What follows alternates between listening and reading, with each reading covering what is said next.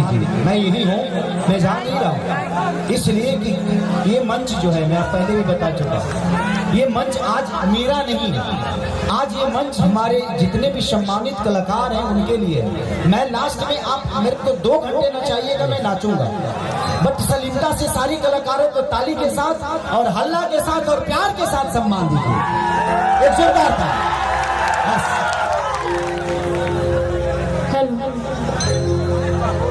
सबसे पहले तो आप सबके प्रणाम, और एक बार ताली बजा के हमके आशीर्वाद दे दें। और हमने के जो सारा कलाकार,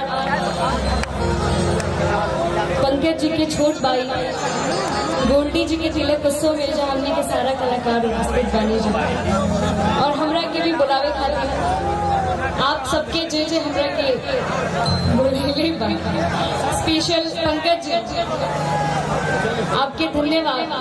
और मंच पे इतना कलाकार जब बनी तो तनी सब नर्वस घूमते करेला, खास करके सारी सिर बानी, सिर बानी और बाकी सारा कलाकार बानी हमने के बहुत सपोर्ट करीला दीपक सर। तो बस 2 लाइन हम गायब, ऐसे कि हमने के दुल्हा राजा खातिर नहीं बनी जाऊँ, बड़े खातिर गीत ना हो तो भाई तो नाइंसाफी हुई उनका खातिर। ओकरा बाद एक वो गाना गायब, ओकरा बाद बहुत सारा कलाकार बनी जाए।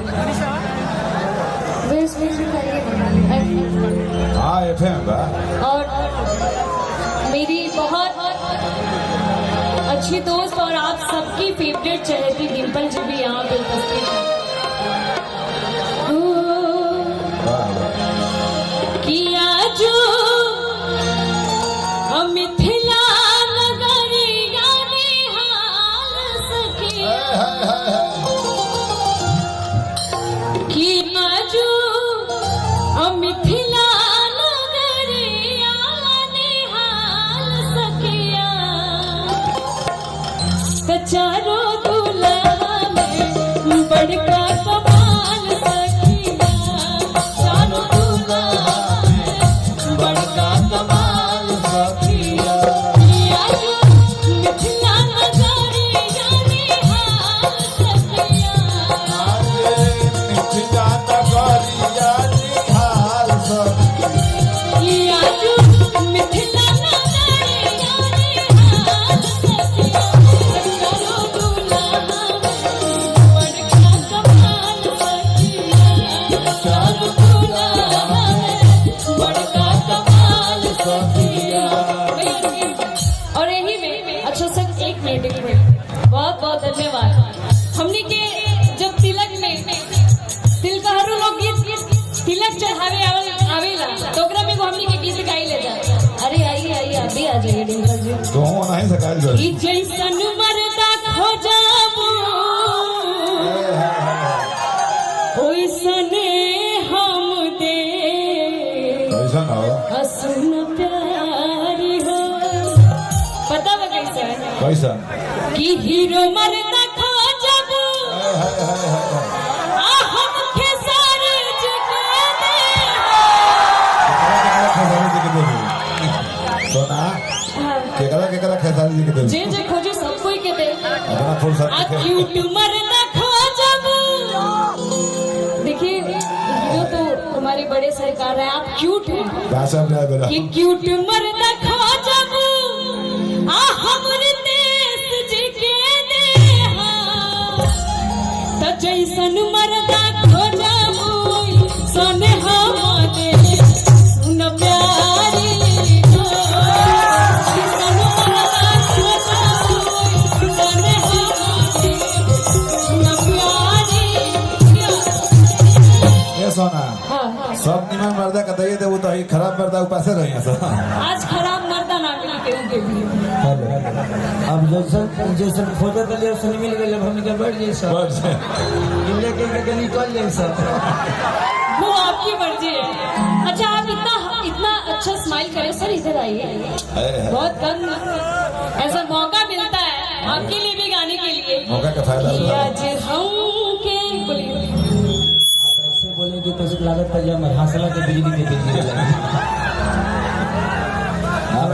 अपन मुंह पर हमर मेहरारू काले से मीटर लगा दिया मौका का फायदा उठाओ 22 मिनट हॉस्टल में बड़ा बंद करो कि कहियो न कहियो हमरा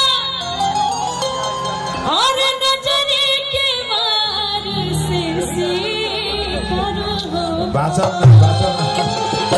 एगो बाचो कि कहियो न कहियो हमरा और नजरे के मार से करो कजहिया मिलबे करे